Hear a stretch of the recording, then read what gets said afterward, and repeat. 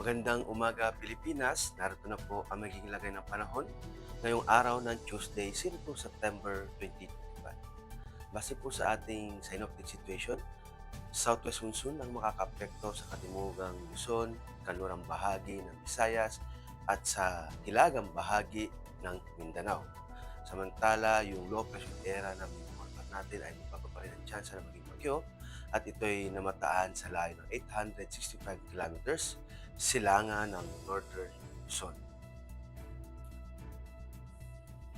Dulot ng trough ng LPA sa Central Luzon, Cagayan Valley at Ifugao at Benguet ay makakaranas ng maulap na kalangitan na may kalat-kalat na pag-ulan, kulog at kidlat.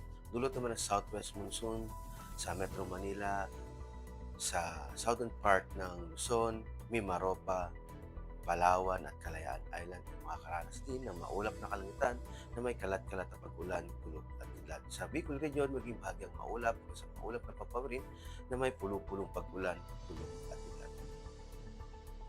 Dulot na ng southwest monsoon, ang kanlurang bahagi ng Visayas ay makakaranas pa rin ng maulap na kalangitan na may kalat-kalat na pag-ulan, kulog at kidlat. At sa nalaming bahagi ng Visayas ay maging bahagyang maulap hanggang sa maulap na papawirin na may pulo-pulong pag-ulan, kulog at kidlat.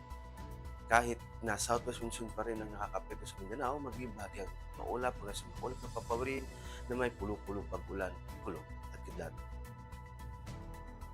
At para naman sa 3 araw na pagtataya sa Metro Manila, Cavite, Angeles, Lipa, Puerto Princesa at Kalayaan Island ay magpapatuloy ang maulap na kalangitan na may kalat-kalat na pag-ulan, kulog at kidlat.